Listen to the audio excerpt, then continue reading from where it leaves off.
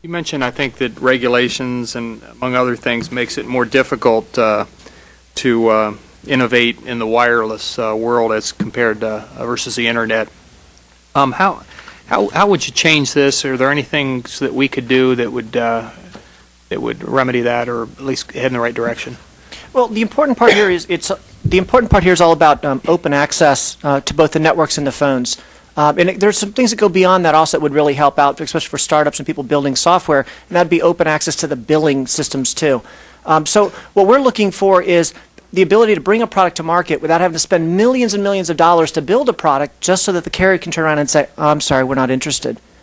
And that happens all the time. So a lot of startups are now looking at saying, okay, I can build a product in Silicon Valley. Oh, but why don't I just go launch it in Europe and Asia, because it's easier to get onto the phones in those other countries. Because in most other countries outside the United States, they're not locked phones. Thank you very much.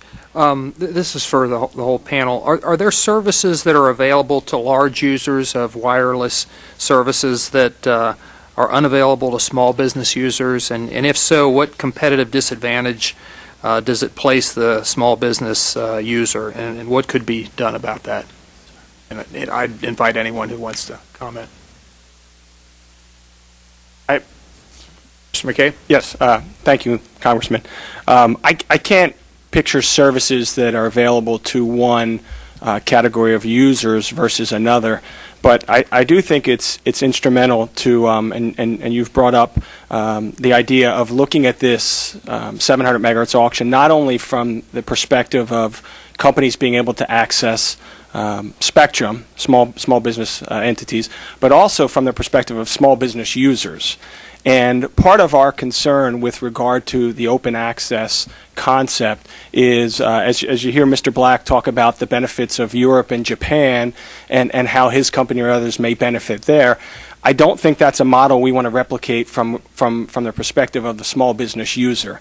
In Japan, they charge 5 times the amount that they do in the United States per minute of use. And as a result, users in Japan use about 130 to 150 minutes per month compared to 800 in America. So the small business user in the United States has access to a device that has opened up untold riches and rewards to that small business user. You look to Europe. Europe charges on average 4 times as much per minute, and they use 1/4 the minutes of use. So I'm not sure, while that concept may benefit Mr. Black, I'm not sure it benefits consumers as a whole, and particularly small business users. I think that the majority of small business users are moving away from their landline phones and moving to using, at times, solely a wireless phone. I think that benefits. We have 1.8 trillion minutes of use, and there's a reason for that. And so, to me, there are some concerns. Mr. Libertelli suggests that we should have some open access so that his devices can be used more regularly in the United States. I have 2 devices from 2 of our members. One is Wi-Fi based, one is not. One is used on the CMRS network. Both have Skype downloaded on it. I went to Skype's website, used Skype's instructions on how to do it. I bought the phones. I bought one phone online, not through the carrier. I bought the second phone at the carrier, and both are able to be used. In fact, I was almost going to be cute in an FCC meeting with the chairman's advisors and call Chris from them to demonstrate. But the reality is both of these work. They work on Skype software. There is a reason, to some extent, some would argue, why Skype isn't taking off as much in the United States, and that's because the settlement rates from Vermont to New Mexico to Washington, D.C. are not as cost prohibitive as the settlement rates from Finland to Germany to the United Kingdom. So I would argue that as the Commission looks at expanding this to open access, we have WiMAX and Sprint using an open access platform. We have T-Mobile that's using a Wi-Fi at home product. We have Nokia that's taking out full page ads in every major city saying they have open access devices to battle the Apple product. We have Motorola saying the same. I mean, you can go on the list again and again, and my concern is that the FCC is going to try to put an imprint on an industry that is taking off, and they're going to be behind. This is our phone 12 years ago. This is the wireless phone 12 years ago. This is a year old already, and it has everything we could want to do from our business office in it. And I'm terribly troubled that we're going to trip up this industry, and we are going to have something like Japan and Germany and Great Britain. And I don't think that will benefit the small business community that you are so ably representing.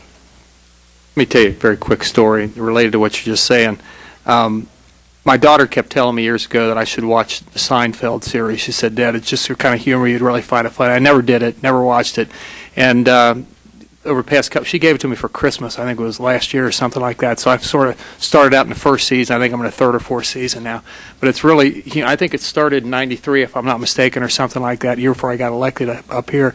And you see him whip out these phones now, and I mean it's really it's really humorous to see that. And that was a cutting edge technology at the time. But in any event, let me just ask one more. Was there any of the other witnesses who want to comment on that? Yes. You want to go? Yeah. You can both go, just whichever. Okay, I'm sorry. I got to cut in here a little bit. We're talking apples to oranges, and we need to explain something real simple concept here. When you compare the United States with Europe and Asia and other countries, we are the only country in the world that every caller pays. I call you, I pay for my part of the call. You call, and you answer the phone, you're paying for your side. In Europe, it's a caller pays world. I call you, I pay for both legs of the call. Right? So let's not skew the numbers we're throwing out here, because it does skew the numbers quite a bit. It also means that people are going to call less often. Oh, but wait a second, there's another concept. Everything in Europe is international, so it's like calling from Boston to San Francisco to Miami, and those are all international calls. That's why the rates are so much higher. I mean, if you call across the United States, we're the only country in the world that has unlimited calling plans. So we can skew the numbers all we want, but it's irrelevant. Now, if we take it to the other side, if we talk about Skype, since we're picking on Skype, here's a Verizon phone. Skype is banned. Here's a T-Mobile phone. Can't get it to work here. My BlackBerry, the carriers all have it in their networks. If I use too much on here, they will cut me off. Skype is not a valid application on here. And just for fun, here's an iPhone. I tried the best I could to get it to work. Now it gets more interesting. We're talking about downloading an application onto the phone. I can actually do things in the world. I can bring with Talk Plus, we have a technology that allows us to add features to these phones that the carrier doesn't support and that the phone doesn't support. So let's use Skype as an example. I can actually make a Skype call on this phone. And the way I would do it is different than what Skype would do it. Skype would do it predominantly using the data channel most of the time, is how they would like to do it.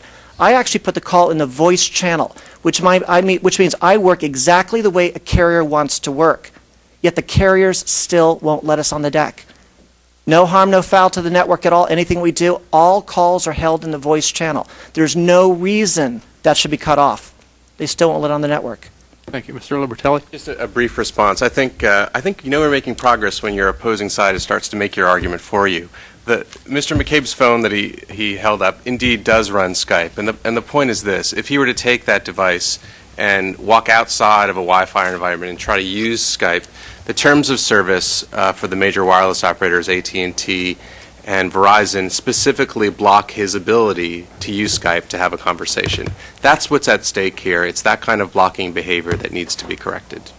And if you don't mind, just to correct one thing, the numbers that I stated are Merrill Lynch numbers. They're not CTIA. They're not industry numbers. They are adjusted for calling party pays. There are numbers that reflect the fact that the different countries have different ways of charging. Additionally, this is a T-Mobile phone, and T-Mobile doesn't prevent.